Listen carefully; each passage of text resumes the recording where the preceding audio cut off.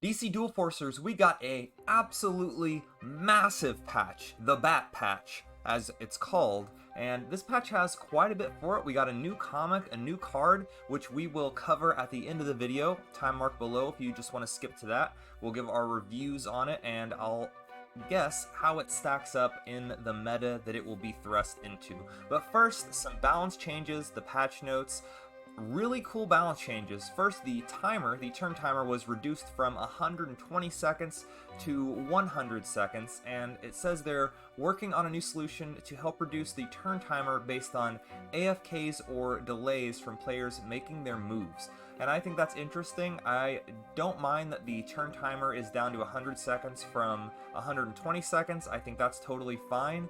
The whole delaying when players are making their moves is questionable because sometimes you need to think a little bit, and I think having that set full turn to use is really good. If they AFK one turn and then you want to begin to speed up the second turn, the following turn timer, I think that's a good one. Hearthstone uses that mechanic, and I think it's really helpful because if they are going to AFK out of the game, then it just speeds up those following turns. But we'll see what that looks like. Superman got a little buff, now has 24 health as opposed to 22 health. Shazam goes down 1 health.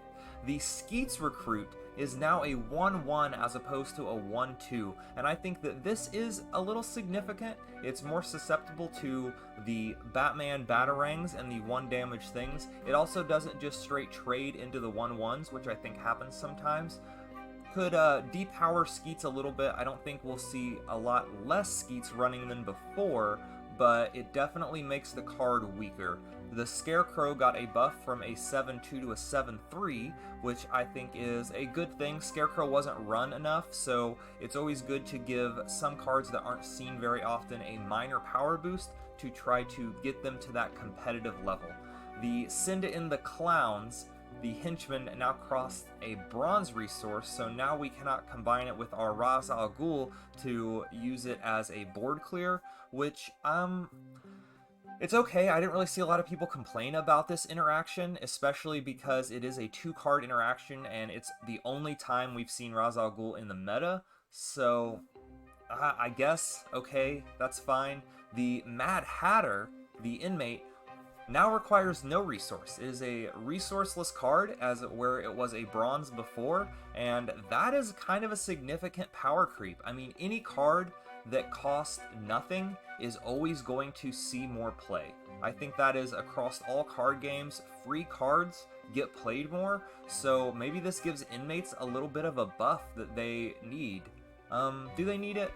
I don't know. I don't think inmate decks are really running rampant, but it does give another avenue for people to build kind of that aggro, low mid-range type of inmate deck. So I expect to see a little bit more Mad Hatter. I've also heard in the Discord that Mad Hatter is popping up in some random other decks, just some Tyranny decks that want to draw out some of their inmates a little bit more. And it is a 0 mana draw a card as well, so pretty good. Electrokinesis, the magic spell, was 1 to 5 damage, is now 2 to 6 damage. I think that's pretty good. I always felt like this card was just kind of weak, being at 1 to 5. That's such a broad range with such a low floor and an okay ceiling. Now that it is 2 to 6, I think it's going to be a little bit more reliable. People will have a more reason to pick this magic spell when seeking it. And Hal Jordan goes from a 5-5 to a 6-6. Pretty good. When you kick him, that's basically like giving a +2/+2 for the totality of it, where it was not before. So that's alright. Hal Jordan's not seen just a whole lot, and honestly, if you drop him as a 10-10 or a 12-12, I don't know if that matters very much. So yeah, that's that. Now the gameplay fixes. We're going to just kind of cherry pick a few of these. I've read through this. We're not going to go through all this because there is a lot in this patch. So we'll kind of just cherry pick around here a little bit. How they've changed how damage and permanent stat debuffs are displayed to help identify it better, where the stat buffs are going to be shown in yellow while the damage is in red. I think this is good. It just gives more information in the UI, and it'll be easier to see what has happened as opposed to having to individually click on cards. I think that's really good. Fixed an issue that caused players to sometimes not be able to play cards in front of their leaders.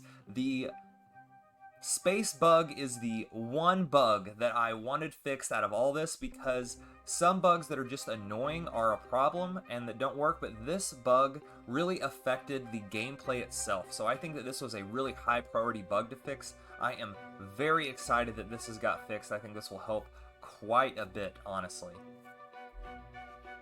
The friendly leaders still receive a charge even if Robin is KO'd. I think that is good, because that is honestly what his card says.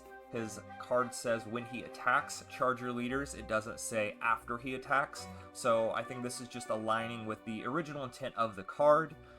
The chip now appropriately says give a 1-1 as opposed to a 2-1 that it said before, a 1-2 that it said before. The grapple gun on Thomas Wayne Batman no longer causes him to reset to base health and attack, which is good because he was just supposed to have extra attack for every gadget you've played, so I think that's how the card was meant to actually work. Arkham Guard no longer activates when their opponent's Anarchy or Tyranny leader is KO'd. That's before, if they started with a Harley and you killed the Harley and then you played the Arkham Guard, you still got the boost, so it makes sense. It's definitely more built into what I think the card is supposed to do. While Scarecrow did get a buff, it also kind of got a nerf, as it no longer counts itself in its deployability. So before, even if you had nothing on the board, you could play Scarecrow and give something -1, -1. Now you need something with 5 or greater on the board already in order to do that. So Scarecrow probably still does not see many play.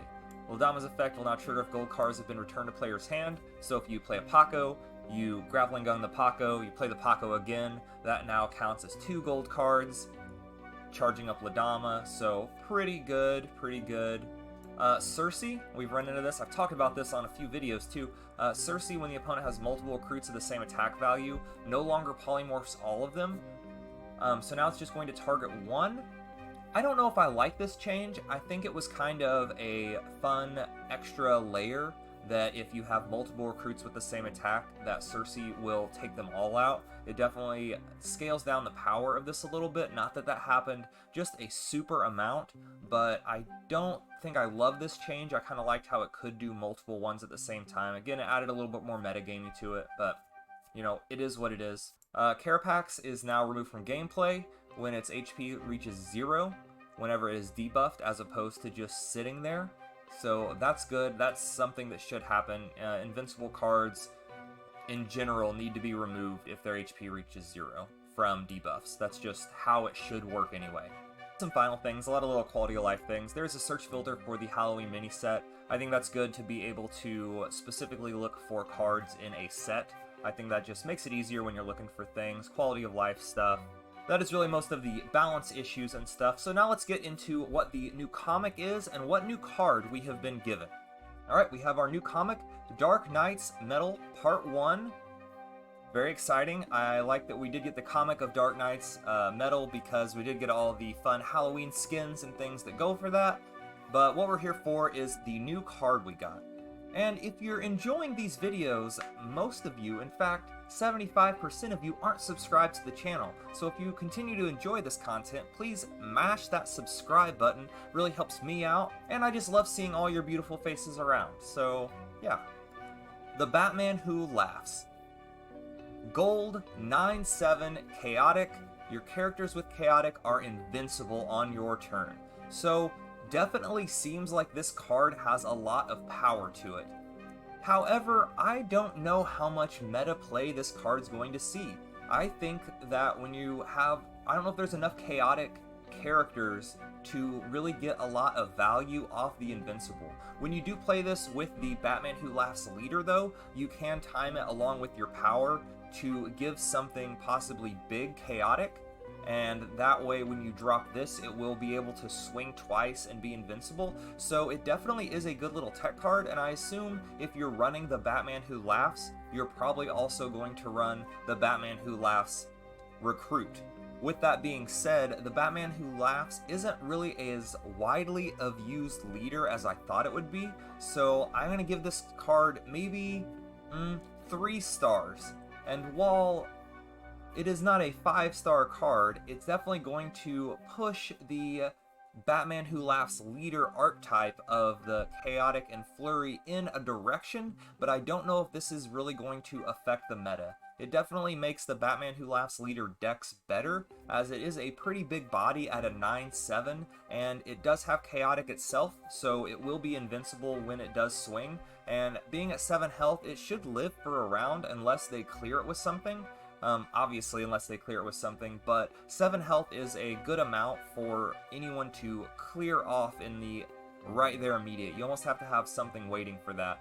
So, we'll see. I definitely can see some really strong turns when you have, for example, Felix Faust on the board, then you drop your Batman Who Laughs recruit, and then you hit your leader ability of the Batman Who Laughs and give Felix chaotic and flurry, and then you have like a 9 or a 8/8 or a 10/10 invincible chaotic flurry Felix.